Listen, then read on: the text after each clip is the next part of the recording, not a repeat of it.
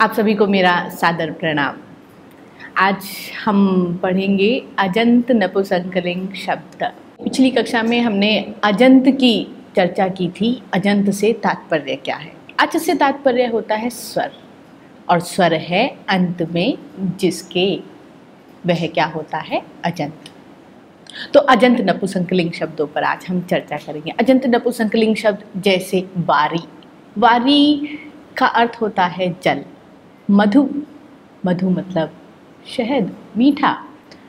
और कर्त्री, कर्त्री मतलब कर्ता, कोई कार्य करने वाला, कर्ता। तो कर्त्री के नपुंसकलिंग में कैसे रूप चलते हैं, मधु के नपुंसकलिंग में कैसे शब्द चलते हैं, और वारी के नपुंसकलिंग में कैसे शब्द चलते हैं। देखिए, वारी जो शब्द है वो वारी, अंत में क्या आ रहा है? ई होने के कारण क्या होगा? इकारांत। मधु जो शब्द है वो कैसा है? उसके अंत में क्या है? उ, तो उकारांत। और कर्त्री, कर्त्री में अंत में क्या आ रहा है? री, अतः कैसा शब्द हो गया? ऋकारांत। अब बड़ी समस्या, मैं आपको ये बात पहले भी बतला चुकी हूँ कि अकारांत के जितने शब्द होते हैं, मान लीजिए अकारांत पुल्लिंग है, तो अकारांत पुल्लिंग सब एक जैसे चलेंगे, इकारांत पुल्लिंग सब एक जैसे चलेंगे। इसी तरीके से हमें न जाने अकारांत, इकारांत, उकारांत, ऋकारांत सभी शब्दों के पुल्लिंग, स्त्रीलिंग और नपुंसकलिंग शब्द रूपों को याद करना होगा तो बड़ी दिक्कत हो जाएगी, क्योंकि जगत में तो न जाने कितने शब्द हैं और उन शब्दों के सभी के शब्द रूपों को याद करना बड़ी समस्या हो जाएगी।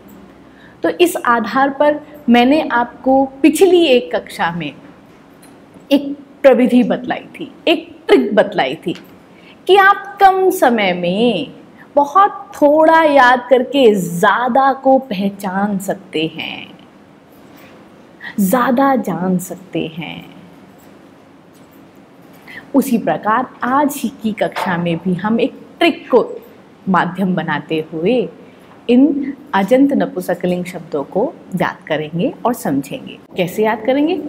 इस ट्रिक के माध्यम से। आपके सामने एक स्लाइड है, इस स्लाइड को आप बहुत ध्यान से देखिए। अजंत नपुंसकलिंग शब्द रूप, इसमें जो भी हमारे मूल शब्द हैं जैसे वारी, मधु, कर्त्री, इन तीनों के आधार पर आपको ये एक हमने इकारांत ले लिया, एक उकारांत ले लिया, एक ऋकारांत ले लिया। इनके आधार पर ये कुछ प्रत्यय हैं, ये कुछ ट्रिक्स हैं जिसके आधार पर आप सभी इकारांत, उकारांत और ऋकारांत नपुंसकलिंग शब्दों को पहचान पाएंगे। तो देखते हैं। सबसे पहली बात, प्रथमा विभक्ति एक वचन, द्विवचन और बहुवचन, और द्वितीय विभक्ति एक वचन, द्विवचन, बहुवचन, ये समान होते हैं। जो प्रथमा विभक्ति एक वचन में होगा वही द्वितीय विभक्ति एक वचन में होगा।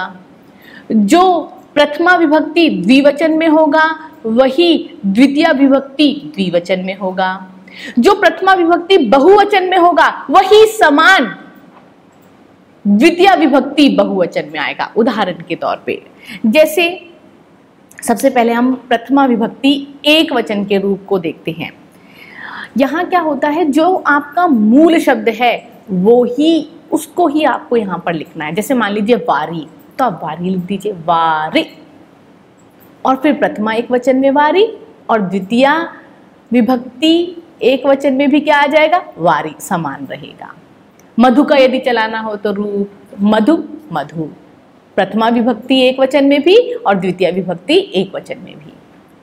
इसी प्रकार कर्त्री, प्रथमा विभक्ति एक वचन में भी कर्त्री और द्वितीय विभक्ति एक वचन में भी कर्त्री। तो जो मूल शब्द है उसको आप यथावत रख दें। प्रथमा विभक्ति द्विवचन में, स्लाइड को देखें ध्यान से, यहाँ लिखा हुआ है कि इनके अंत में या तो नी होता है या णी होता है। तो जैसे वारी, इसमें र आ रहा है, र आने के कारण न नहीं आएगा, ण हो जाएगा, तो वारी णी।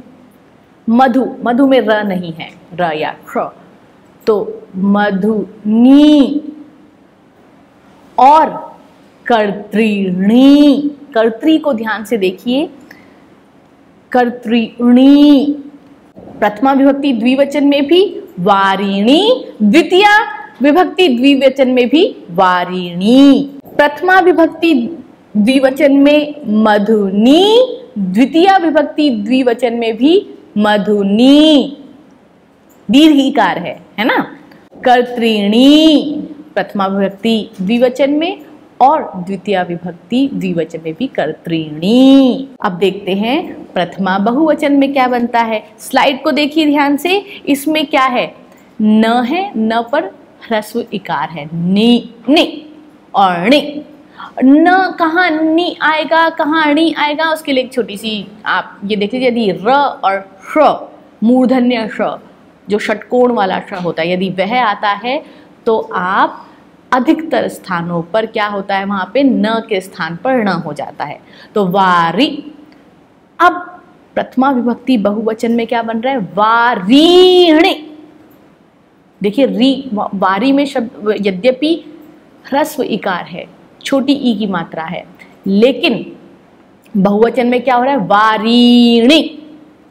प्रथमा बहुवचन में वारीणी और द्वितीय बहुवचन में भी वारीणी। इसी प्रकार मधु का क्या हो जाएगा, मधुनी, मधुनी। और अब कर्तृणी को देखते हैं। देखिए कर्तृ, कर्तृणी आपको ऐसे बनाना पड़ेगा। यहाँ पे रिकार, दीर्घ रिकार है, ध्यान से देखिए, दीर्घ रिकार है। ह्रस्व रिकार कैसे लिखा जाता है मैं आपको स्लाइड में लिख के बतलाती हूँ कि ह्रस्व रिकार देखिए इस प्रकार, इसमें बस एक हाफ सर्कल आता है, और जो दीर्घ रिकार होता है उसमें इस प्रकार देखिए ध्यान से, इसमें 2 हाफ सर्कल आते हैं। तो इस तरीके से आप दोनों में डिफरेंस कर सकते हैं, कौन सा ह्रस्व रिकार है और कौन सा दीर्घ रिकार है। तो कर्तृणी में दीर्घ रिकार है।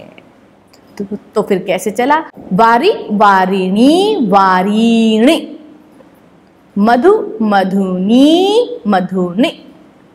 कर्तृ, कर्तृणी, कर्तृणी।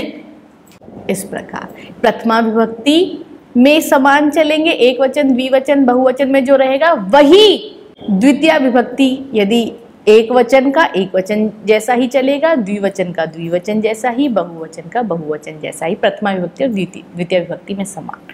अब आते हैं हम तृतीय विभक्ति एक वचन पे। यहाँ पे या तो ना रहेगा या ना रहेगा। स्लाइड में आप ध्यान से देख ही रहे हैं। तो मैंने पहले बतलाया, र यदि रहेगा तो न नहीं लगाएंगे आप। किसी शब्द में यदि र है तो आप न नहीं लगाएंगे, बल्कि क्या लगाएंगे, ण। तो वारी, बताइए तृतीय विभक्ति एक वचन पे क्या हो जाएगा, वारिणा।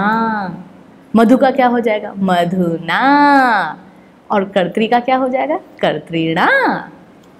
इसी प्रकार चतुर्थी एक वचन में क्या होगा, स्लाइड में देखिए, ने और ने चतुर्थी एक वचन में। तो वारी में क्या कर देंगे, वारिणे, मधुने, कर्तृणे। है ना, कितना सरल है। बस आपको ये याद रखना है।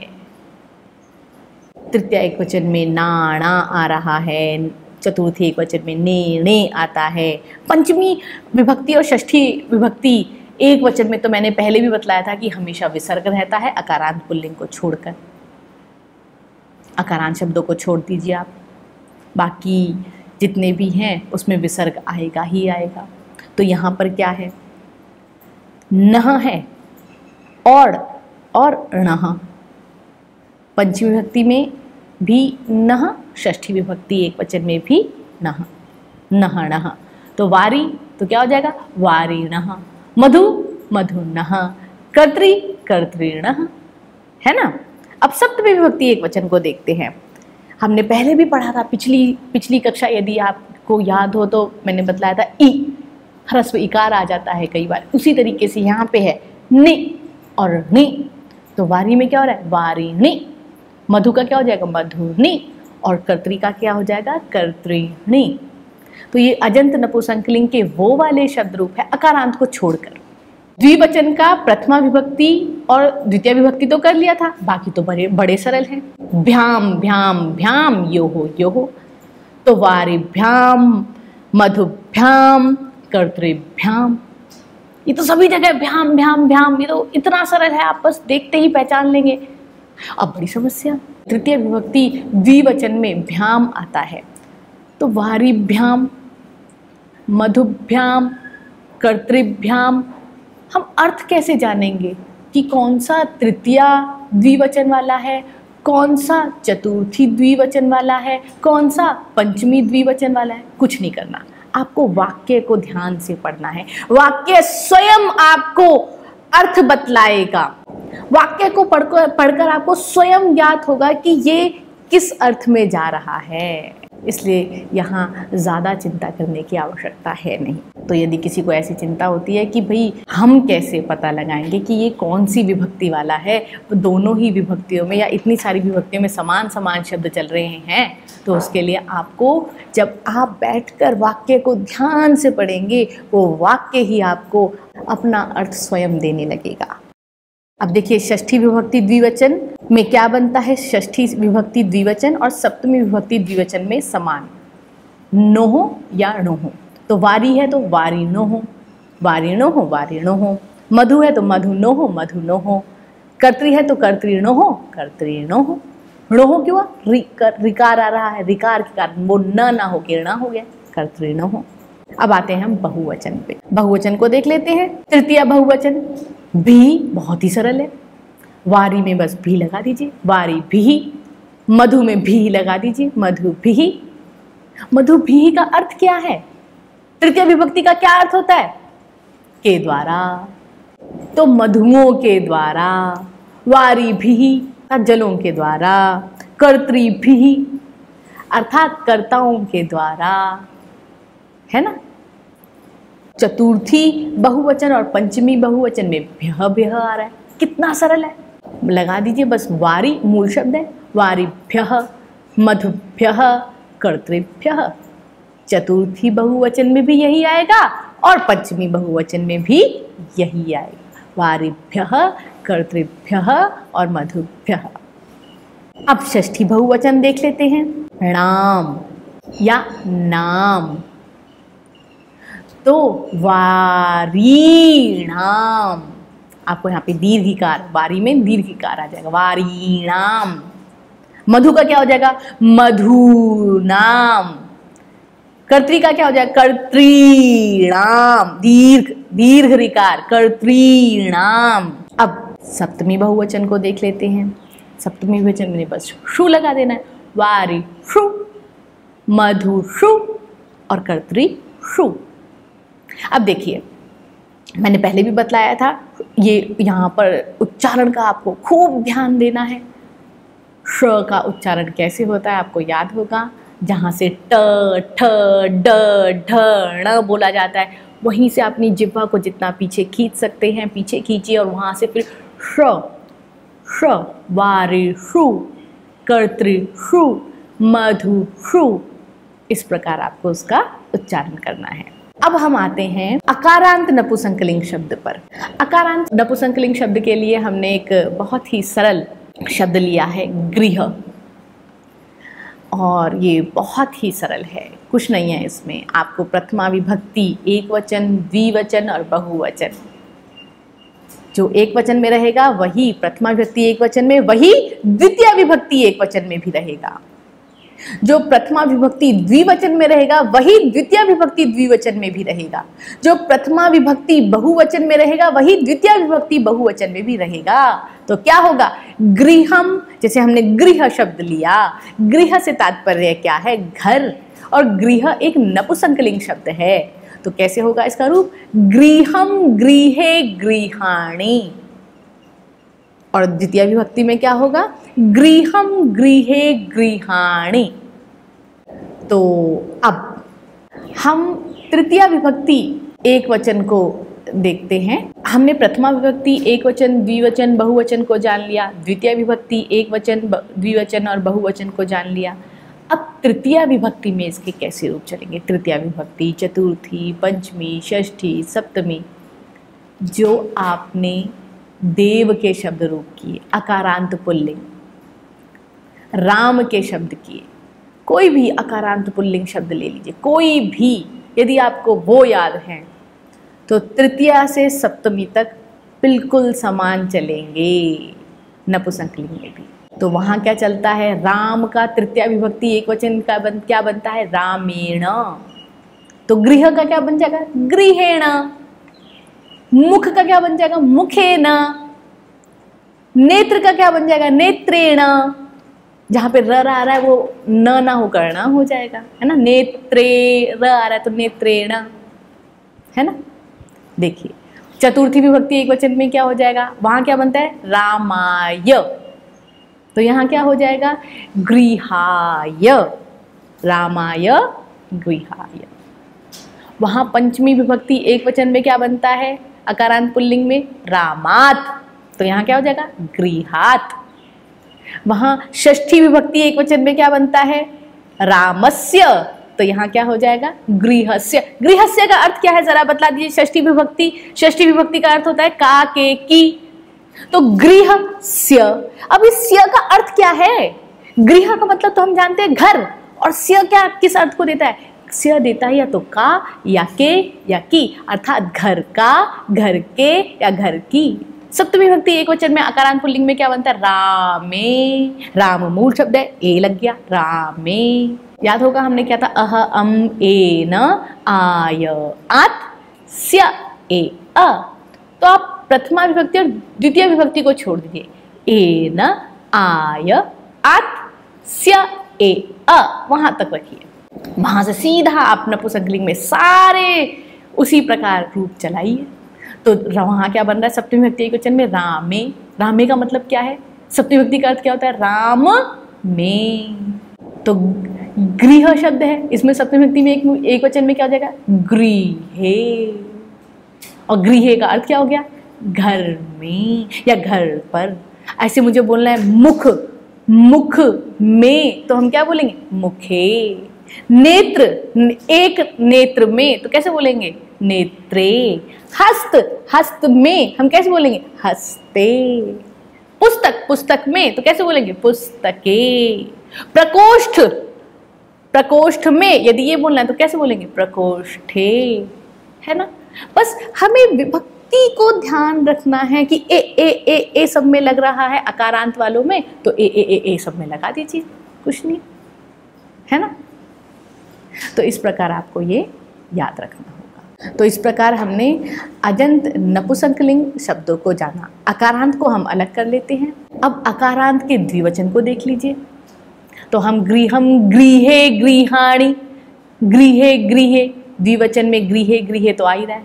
फिर भ्याम भ्याम भ्याम, योहो योहो, ये तो आपको आता ही है पहले। तो गृहाभ्याम गृहाभ्याम गृहाभ्याम, गृहयोः गृहयोः, ये बिल्कुल वैसे ही चलेंगे जैसे आपने अकारांत पुल्लिंग में किया था। इसी तरीके से बहुवचन का देख लीजिए, गृहाणि गृहाणि तो है ही, बाकी बिल्कुल समान वैसे ही जैसे आपने अकारांत पुल्लिंग में किया था। क्या किया था, रामहि, तो यहाँ क्या हो जाएगा, गृहैः। चतुर्थी बहुवचन में गृहेभ्यः, रामेभ्यः बना था, गृहेभ्यः। गृहेभ्यः का अर्थ क्या हो जाएगा, चतुर्थी विभक्ति का अर्थ बतलाइए जल्दी से, क्या होता है चतुर्थी विभक्ति का अर्थ।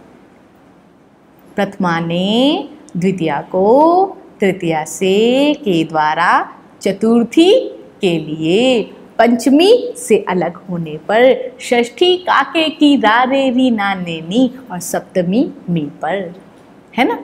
तो चतुर्थी का क्या अर्थ था, के लिए। तो चतुर्थी विभक्ति बहुवचन में आ रहा है गृहेभ्यः, बहुवचन में एभ्यः, तो बहुवचन है तो घरों के लिए गृहेभ्यः, अर्थ निकल गया, कुछ नहीं है, बहुत सरल है। पंचमी विभक्ति बहुवचन में क्या बनेगा, जो चतुर्थी बहुवचन में बना है, गृहेभ्यः। और षष्ठी विभक्ति बहुवचन में अकारांत पुल्लिंग में क्या बनता है, रामाणाम, तो यहाँ क्या हो जाएगा, गृहाणाम। अच्छा, गृहाणाम का अर्थ क्या है, गृहों का, घरों का। षष्ठी विभक्ति का अर्थ क्या होता है, का के की, रा रे री ना ने नी क्यों आता है, रा मेरा मेरे मेरी, ना ने नी क्यों आता है, अपना अपने अपनी। तो ये घर, राम या जितने भी ये वाले शब्द हैं उसमें तो आप का के की वाले ही लगाइए। अब सप्तमी बहुवचन में क्या आता है? राम, राम का सप्तमी विभक्ति बहुवचन क्या बनता है? रामेषु। देव का सप्तमी विभक्ति बहुवचन क्या होता है? देवेषु। देवेषु का अर्थ क्या हो गया? देवों में या देवों पर। उसी तरीके से यहाँ पर क्या बनेगा? गृह का गृहेषु। अर्थ क्या हो गया? गृहों में। मैं आपको फिर बतलाती हूँ, आप कृपया करके ऐसे ही याद कीजिएगा। प्रथमा ने द्वितीया को तृतीया से के द्वारा, चतुर्थी के लिए पंचमी से अलग होने पर, षष्ठी का के की रा रे री ना ने नी, सप्तमी में पर संबोधन हे अरे हो। यदि ऐसे याद करेंगे तो आपको सीधा विभक्ति का अर्थ पता चल जाएगा कि सप्तमी विभक्ति का अर्थ क्या है? में पर। चतुर्थी का क्या अर्थ है? के लिए। तृतीय का क्या अर्थ है? से या के द्वारा। द्वितीय का अर्थ क्या है? को। इस तरीके से यदि हम शब्द रूपों को याद करेंगे तो आपको बहुत सरलता हो जाएगी। अब ऐसे ही हम एक और अकारांत पुल्लिंग का शब्द देख लेते हैं, फल। तो प्रथमा विभक्ति जिस प्रकार एक वचन, द्विवचन, बहुवचन, उसी प्रकार द्वितीय विभक्ति एक वचन, द्विवचन, बहुवचन। तो फल का क्या होगा? देखिए एक चीज और आप जान लीजिए, फल नहीं होता, होता क्या है? फल। फ संस्कृत में फ है ही नहीं, क्या होता है? फ। क्योंकि प, फ, ब, भ, म, मेरे ओष्ठों को आप देख रहे होंगे, जहां से प का उच्चारण है वहीं से प, फ, ब, भ, म।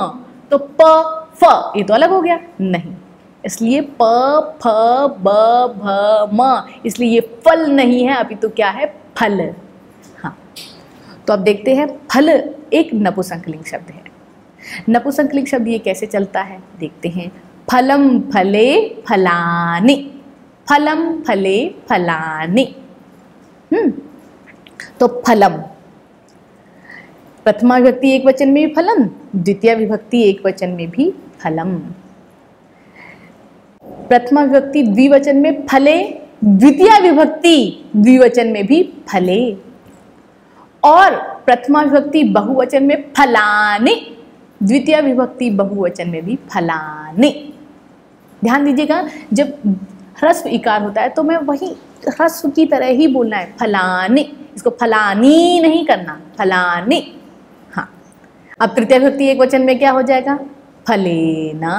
बिल्कुल अकारांत पुल्लिंग की तरह अब आप चलाइए। देव में क्या हो रहा था? देवेना, तो यहाँ क्या हो जाएगा? फलेना।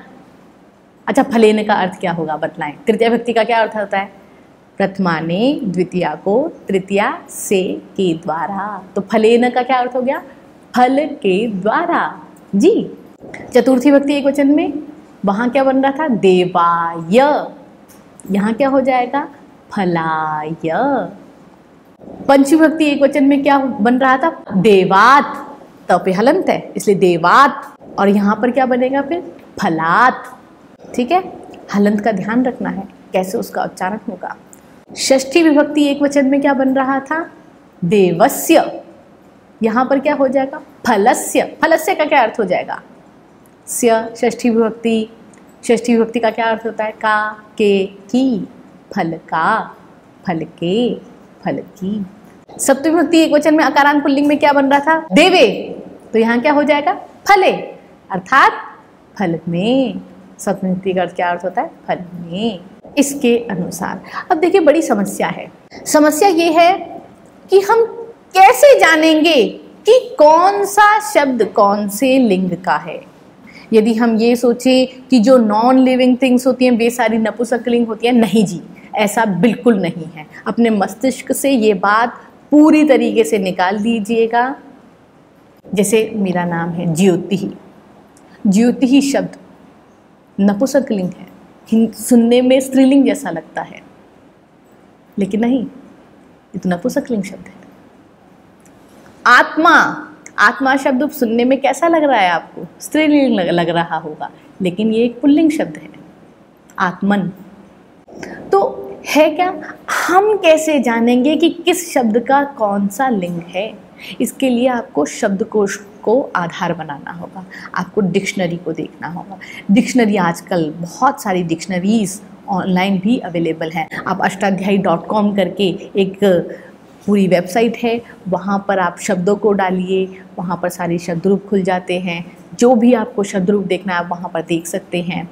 कोश है, किसी शब्द का अमर कोश है, बहुत सारे कोश एक साथ खुल जाते हैं। learnsanskrit.cc करके भी एक वेबसाइट है, आप वहाँ पर डाल दीजिए कोई भी शब्द, उसका क्या इंग्लिश में अर्थ है और कौन से जेंडर का है, न्यूट्रल जेंडर है, फेमिनिन है या मैस्कुलिन है। तो आप इन कोशों को भी आधार बनाकर वहाँ से पढ़ सकते हैं और जान सकते हैं। आज हम अपनी कक्षाएं यहीं समाप्त करते हैं। आप सभी का बहुत बहुत धन्यवाद।